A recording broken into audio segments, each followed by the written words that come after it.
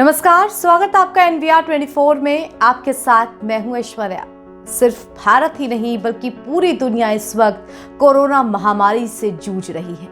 इस वायरस ने कई देशों को जबरदस्त नुकसान पहुंचाया और पूरे विश्व की अर्थव्यवस्था को धरातल पर ला दिया है। भारत भी इस वक्त कोरोना वायरस के चलते पहली बार लॉकडाउन जैसे मुश्किल दौर से गुजर रहा है। मगर जहां पूरा देश कोरोना के खिलाफ जंग में एक है, वहीं कुछ लोग इस माहौल में भी साथ नहीं हैं और उनमें सबसे पहला नाम आता है तबलीगी जमात का। तबलीगी जमात ने भारत में चल रहे कोविड-19 के खिलाफ जंग को बेहद कमजोर करने की कोशिश की और उसके सरपरस्त मौलाना साद ने तो हद ही कर दी। उन्होंने भारत सरकार पर आरोप लगाया कि सरकार ने लॉकडाउन के माध्यम से मुसलमानों की मस्जिद पर चोट की है, यह अक्षम्य है। इस प्रकार की नकारात्मक विचारधारा रखने वाले मौलाना इस्लाम जैसे शांति प्रिय संप्रदाय के अनुयायी हो ही नहीं सकते।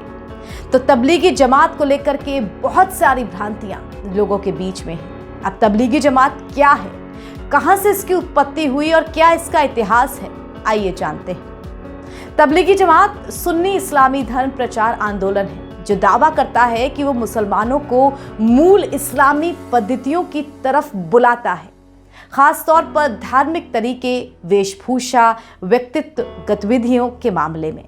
तबलीगी जमात और मरकज ये तीन अलग अलग शब्द हैं। तबलीगी का मतलब होता है अल्लाह के संदेशों का प्रचार करने वाला।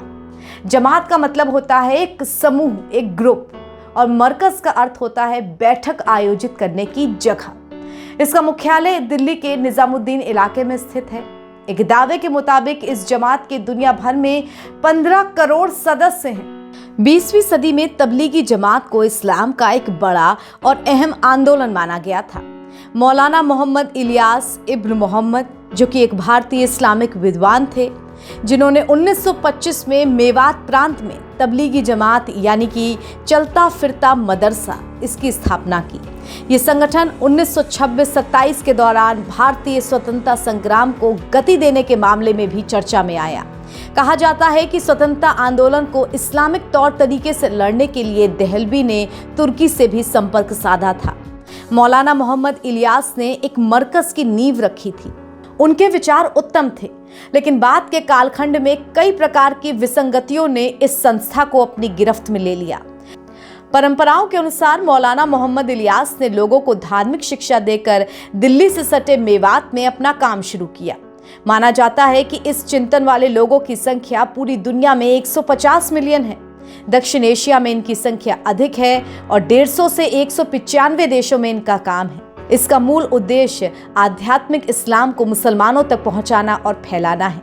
इस जमात के मुख्य उद्देश्य यानी कि मुख्य 6 उसूल हैं: कलीमा, नमाज, इल्म, इकराम ए मुस्लिम, इखलास ए नियत, दावत ओ तबलीग। ये विशुद्ध रूप से एक धर्म प्रचार आंदोलन है। तबलीगी जमात के संस्थापक मोहम्मद इलियास एक ऐसा आंदोलन बनाना चाहते थे जो कुरान के फरमान के अनुसार भलाई और बुराई पर रोक लगाए, जैसा कि उनके शिक्षक रशीद अहमद गंगोही का सपना था।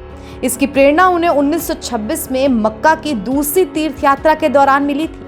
उन्होंने शुरू में मेवाती मुसलमानों को इस्लामी मान्यताओं और प्रथाओं के बारे में शिक्षित करने के लिए मस्जिद आधारित धार्मिक स्कूलों का एक नेटवर्क स्थापित करने का प्रयास किया। कुछ ही समय बाद वो इस वास्तविकता से निराश हो गए। उन्हें अब सब कुछ नया करने की सूझी। मोहम्मद इलियास ने सहारनपुर के मदरसा मजाहिर उलूम में अपने शिक्षण पद को त्याग दिया और मुसलमानों में सुधार के लिए एक मिशनरी बन गए। लेकिन उन्होंने गैर मुस्लिमों को उपदेश देने की वकालत नहीं की। वो दिल्ली के पास निजामुद्दीन में स्थानांतरित हो गए, जहां 1926 में औपचारिक रूप से तबलीगी आंदोलन की घोषणा कर दी। तबलीगी जमात की रूढ़िवादी प्रकृति के कारण उनकी प्रतिगामी होने के लिए आलोचना की जाती रही है। आंदोलन में शामिल महिलाएं पूरी हिजाब का निरीक्षण करती हैं। तबलीगी जमात को कुछ मध्य एशियाई देशों जैसे कि उज्बेकिस्तान, तजाकिस्तान और कजाकिस्तान में प्रतिबंधित कर दिया गया है, जहां इसके शुद्धतावादी प्रचार को चरमपंथी के रूप में देखा जाता है। 27 फरवरी और 1 मार्च 2020 के बीच आंदोलन ने मलेशिया और श्री पेंटालिंग कुआलालंपुर में एक मस्जिद में एक अंतर्राष्ट्रीय सामूहिक धार्मिक सभा का आयोजन किया। तबलीगी जमात सभा को 620 से अधिक कोविड-19 मामलों से जोड़ा गया है, जिससे ये दक्षिण पूर्व एशिया में वायरस के संचारण का सबसे बड़ा ज्ञात केंद्र बन गया है। मलेशिया में कोविड-19 में श्री पेंटलिंग की घटना में सबसे बड़ी वृद्धि हुई। मलेशिया में 673 में से लगभग 2/3 मामलों की पुष्टि 17 मार्च 2020 तक हुई। ब्रुनोई में कोविड-19 के अधिकांश मामले यहां उत्पन्न हुए और Indonesia, Singapore, Thailand, Cambodia, Vietnam और फिलीपींस सहित अन्य देशों में इस घटना के लिए अपने मामलों का पता लगाया। प्रकोप के बावजूद तबलीगी जमात ने इंडोनेशिया के दक्षिण सुलावेसी में मक्सर के पास गोवा रीजेंसी में 18 मार्च को एक दूसरे अंतर्राष्ट्रीय जनसभा का आयोजन किया। तबलीगी जमात के निजामुद्दीन गेट ने एक धार्मिक मंडली कार्यक्रम निजामुद्दीन पश्चिम दिल्ली में आयोजित किया। 14 से 16 मार्च 2020 में अखिल भारतीय कार्यक्रम का ऐलान किया गया, जिसमें कई विदेशी वक्ताओं ने भाग लिया और 2000 से अधिक सदस्य वहां उपस्थित रहे। ये संदेह है कि इनमें से कुछ स्पीकर कोरोना वायरस से संक्रमित थे, जो बाद में मंडलियों में फैल गया। 13 मार्च 2020 को दिल्ली सरकार ने आदेश दिया कि किसी भी सेमिनार, IPL जैसे बड़े खेल आयोजनों, सम्मेलनों या किसी भी बड़े कार्यक्रम जिसमें 200 से अधिक लोग शामिल हो रहे हैं, उसको दिल्ली में करने की अनुमति नहीं दी जाएगी। महामारी रोग अधिनियम 1897 को लागू करके ये निवारक कदम उठाए गए। 30 मार्च 2020 तक पूरे निजामुद्दीन पश्चिम क्षेत्र को पुलिस द्वारा बंद कर दिया गया और चिकित्सा शिविर लगाए गए। प्रशासन ने कहा था कि वो अपने अपने देश और राज्यों में सैकड़ों मिशनरी भेजने के लिए तैयार हैं, लेकिन जैसे कि लॉकडाउन है, वो असहाय हैं। तबलीगी जमात भारत के प्रमुख कोरोना वायरस हॉटस्पॉट्स में से एक के रूप में उभरा। भारत में पहचाने गए मामलों में लगभग 40% सकारात्मक मामले यानी कि लगभग 390 मामले इसी मरकज के लोगों में पाए गए।